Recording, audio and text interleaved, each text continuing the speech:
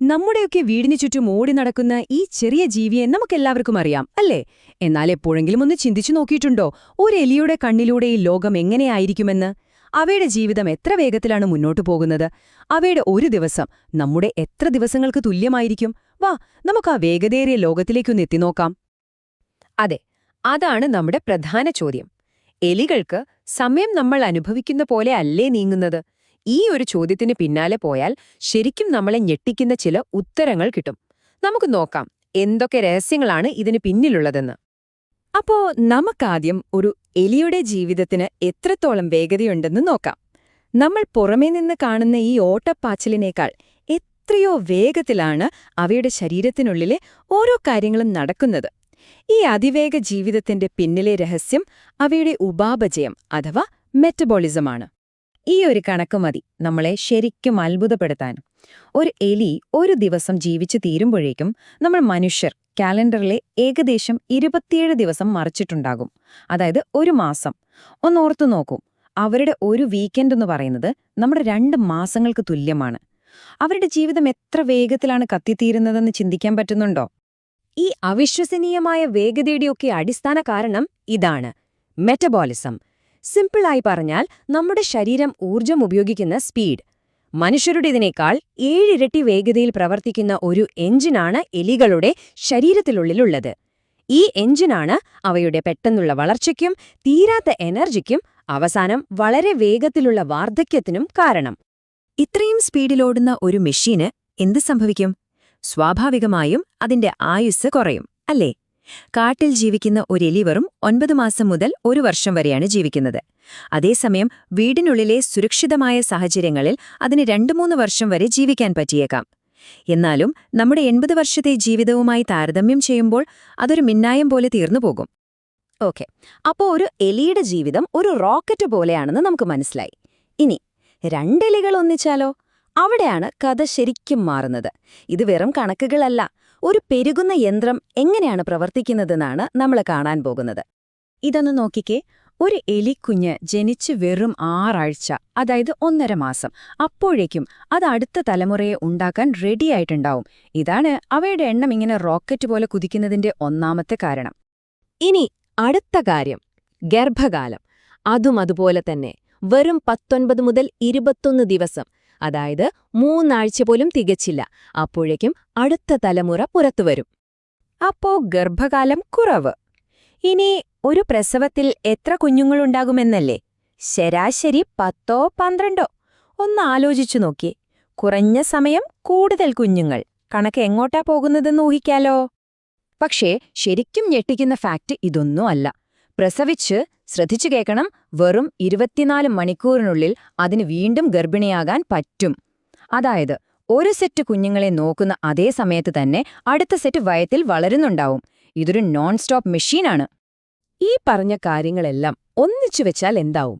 വെറും 6 എലികൾ 3 മാസം കൊണ്ട് 60 എലികളായി മാറും. അവിശ്വസനീയമല്ലേ? ഇവിടെയാണ് അടുത്ത വലിയ ചോദ്യം വരുന്നത്. ഇങ്ങനെ ഒരു നിയന്ത്രണവുമില്ലാതെ പെരുകിപ്പോയാൽ അവസാനം എന്ത് സംഭവിക്കും? അപ്പോ നമുക്കൊരു കാര്യം ചെയ്തു നോക്കിയാലോ? ഈ എലികൾക്ക് വേണ്ടതെല്ലാം കൊടുക്കാം. ഇഷ്ടം പോലെ ഭക്ഷണം, വെള്ളം, സ്ഥലസൗകര്യം, ഒരു കുറവുമില്ലാത്ത ഒരു സ്വർഗം തന്നെ ഉണ്ടാക്കിക്കൊടുക്കാം. എന്ത് സംഭവിക്കും? ഈ ചോദ്യമാണ് ജോൺ ബി കാൽഹൂൺ എന്ന ശാസ്ത്രജ്ഞൻ യൂണിവേഴ്സ് 25 എന്ന പേരിൽ ഒരു പരീക്ഷണത്തിലൂടെ ചോദിച്ചത്. അതിന്റെ ഉത്തരം ശരിക്കും നമ്മളെ പേടിപ്പെടുത്തുന്ന ഒന്നാണ്. ഈ ടൈം ലൈൻ നോക്കൂ. ആ എലി സ്വർഗത്തിന് എന്ത് സംഭവിച്ചുവെന്ന് ഇതിൽ വ്യക്തമാണ്. തുടക്കത്തില് 105-ാം ദിവസമൊക്കെ എല്ലാം സൂപ്പറായിരുന്നു, എണ്ണം കൂടിക്കൊണ്ടേയിരുന്നു. പക്ഷെ 315-ാം ദിവസമായപ്പോഴേക്കും കാര്യങ്ങൾ കൈവിട്ടുപോയി. എണ്ണം 620 ആയതോടെ അവയുടെ സ്വഭാവം മാറിത്തുടങ്ങി. സാമൂഹികമായ അടുപ്പങ്ങളൊക്കെ ഇല്ലാതായി. 560-ാം ദിവസമായപ്പോഴേക്കും എണ്ണം 2200-ലെത്തി. പ്രജനനം തന്നെ നിന്നുപോയി. അവസാനം ആ സമൂഹം സ്വയം നശിക്കുകയായിരുന്നു. കാൽഹൂൺ ഈ അവസ്ഥയ്ക്ക് ഒരു പേരിട്ടു: ബിഹേവിയറൽ സിങ്ക്, അതായത് പെരുമാറ്റത്തിന്റെ ഒരു തകർച്ച. ശരിക്കും പറഞ്ഞാൽ ഒരു സ്ഥലത്ത് ഒരുപാട് പേർ തിങ്ങി നിറയുമ്പോൾ ഒരു സമൂഹമായി ജീവിക്കാൻ വേണ്ട സാധാരണ സ്വഭാവങ്ങൾ അതെല്ലാം ഇല്ലാതാവുന്നൊരവസ്ഥ.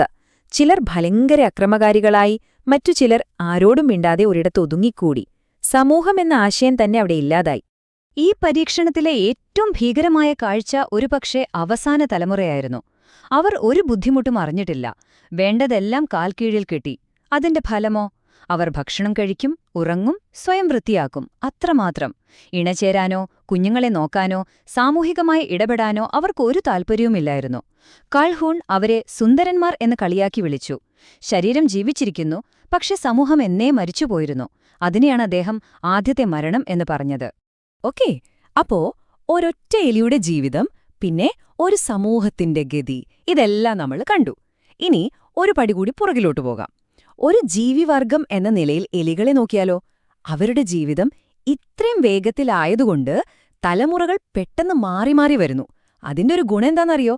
പരിണാമം പോലും നമ്മുടെ കൺമുന്നിൽ വെച്ച് നടക്കുന്ന പോലെ നമുക്ക് കാണാൻ പറ്റും. ഇതിന് ഏറ്റവും നല്ലൊരു ഉദാഹരണമാണ് മഡേറ ദ്വീപുകളിലെ എലികൾ. വെറും 500 വർഷം മുൻപാണ് എലികൾ അവിടെ എത്തുന്നത്. മനുഷ്യനെ സംബന്ധിച്ച് 500 വർഷം എന്നത് വലിയൊരു കാലയളവല്ല. പക്ഷെ അത്രയും കാലം കൊണ്ട് അവിടുത്തെ ഒറ്റപ്പെട്ട എലികളുടെ ഗ്രൂപ്പുകളിൽ ജനിതകമായി തന്നെ വലിയ മാറ്റങ്ങൾ വന്നു. ഇവിടെ നോക്കൂ, സാധാരണ എലിക്ക് 40 ക്രോമസോമുകളുണ്ട്. പക്ഷെ മഡേറയിലെ ചില സ്ഥലങ്ങളിലെ എലികൾക്ക് അത് 22, 24 ഒക്കെയാണ്. അതായത് ഒരു പുതിയ സ്പീഷീസ് ഉണ്ടാകുന്നതിന്റെ തൊട്ടു മുൻപുള്ള സ്റ്റേജിലാണവ. ഇങ്ങനെ അതിവേഗം പരിണാമം സംഭവിക്കാൻ കാരണമെന്താണെന്ന് ചോദിച്ചാൽ അതിനൊരു ജനിതകപരമായ കാരണമുണ്ട്. റോബർട്ട്സോണിയൻ ഫ്യൂഷൻ എന്നാണതിന് പറയുക. പേര് കേട്ട് പേടിക്കേണ്ട, സംഭവം സിമ്പിളാണ്. 2 വ്യത്യസ്ത ക്രോമസോമുകൾ ഒന്നിച്ചു ചേർന്ന് ഒരൊറ്റ ക്രോമസോമായി മാറുന്നു. ഇങ്ങനെ സംഭവിക്കുമ്പോൾ ആ ജീവിയുടെ അടിസ്ഥാന ഡിസൈൻ തന്നെ പതിയെ മാറുകയാണ്. അപ്പോ ഇത്രയും നേരം നമ്മൾ സംസാരിച്ച കാര്യങ്ങളുടെ എല്ലാം കാതലായ ഒരു ആശയത്തിലേക്ക് നമ്മൾ എത്തുകയാണ്. ഇത് വെറും ജീവിതത്തിന്റെ സ്പീഡിന്റെ മാത്രം കാര്യമല്ല. എലികളുടെയും മനുഷ്യരുടെയും ശരീരത്തിനുള്ളിൽ സമയമളക്കുന്ന ഒരു ബയോളജിക്കൽ ക്ലോക്കുണ്ട്. ആ ക്ലോക്കുകൾ തന്നെ 2 വ്യത്യസ്ത സ്പീഡിലാണ് ഓടുന്നത്. ഇതൊരു സാധാരണ ക്ലോക്കല്ല. ഒരു കുഞ്ഞമ്മയുടെ വയറ്റിൽ രൂപം കൊള്ളുമ്പോൾ അതിന്റെ ശരീരം എങ്ങനെയായിരിക്കണം, നട്ടെല്ല് എങ്ങനെ വരണം എന്നൊക്കെ തീരുമാനിക്കുന്ന ഒരു തരം പ്രോഗ്രാമാണിത്. എലികളിൽ ഈ പ്രോഗ്രാമിന്റെ ഓരോ സ്റ്റെപ്പും കഴിയാൻ ഏകദേശം 2 മണിക്കൂർ മതി. പക്ഷെ മനുഷ്യരിൽ അതേ സ്റ്റെപ്പിന് 5 മണിക്കൂർ വേണം. കണ്ടില്ലേ, നമ്മുടെ ശരീരത്തിന്റെ ബ്ലൂപ്രിന്റ് ഉണ്ടാക്കുന്ന ഘട്ടത്തിൽ തന്നെ ഈ സമയത്തുള്ള വ്യത്യാസം തുടങ്ങുന്നുണ്ട്. അതുകൊണ്ട് തന്നെയാണ് നമ്മൾ ആദ്യം പറഞ്ഞ കാര്യത്തിലേക്ക് നമ്മൾ തിരിച്ചെത്തുന്നത്. ഒരു എലി ഏകദേശം 50 ദിവസം കൊണ്ട് പ്രായപൂർത്തിയാകുമ്പോൾ മനുഷ്യനതിന് 11 വർഷത്തിൽ കൂടുതൽ വേണം. ഇത് വെറുതെ വലിപ്പത്തിന്റെ വ്യത്യാസമല്ല, നമ്മുടെ ശരീരത്തിനുള്ളിലെ ഓരോ രാസപ്രവർത്തനത്തിന്റെയും അടിസ്ഥാന വേഗതയിലുള്ള വ്യത്യാസമാണ്. ശരിക്കും പറഞ്ഞാൽ നമ്മളും എലികളും 2 വ്യത്യസ്ത ടൈം ലൈനുകളിലാണ് ജീവിക്കുന്നത്. അപ്പോ ഇതെല്ലാം നമ്മളെ ഒരു വലിയ ചോദ്യത്തിനു മുന്നിലാണ് നിർത്തുന്നത്. നമ്മൾ ജീവിക്കുന്നത് ഒരു സമയത്തിലും എലികൾ ജീവിക്കുന്നത് മറ്റൊരു സമയത്തിലുമാണെങ്കിൽ നമുക്ക് ചുറ്റുമുള്ള മറ്റ് ജീവികളുടെ കാര്യമോ? നമ്മൾ നമ്മുടെ സമയബോധം വെച്ച് അവയെ അളക്കുമ്പോൾ എന്തൊക്കെയാവാം നമ്മൾ കാണാതെ പോകുന്നത്? ഒരു പക്ഷേ ഈ ലോകത്തിലെ ഓരോ ജീവിക്കും അതിൻ്റെതായ ഒരു സമയമുണ്ട്, അതിൻ്റെതായ ഒരു ലോകമുണ്ട്. ഈ ഒരു ചിന്തയോടെ പ്രകൃതിയെ നോക്കുമ്പോൾ ഒരു പക്ഷേ നമുക്ക് കുറച്ചുകൂടി കാര്യങ്ങൾ മനസ്സിലാക്കാൻ കഴിഞ്ഞേക്കാം.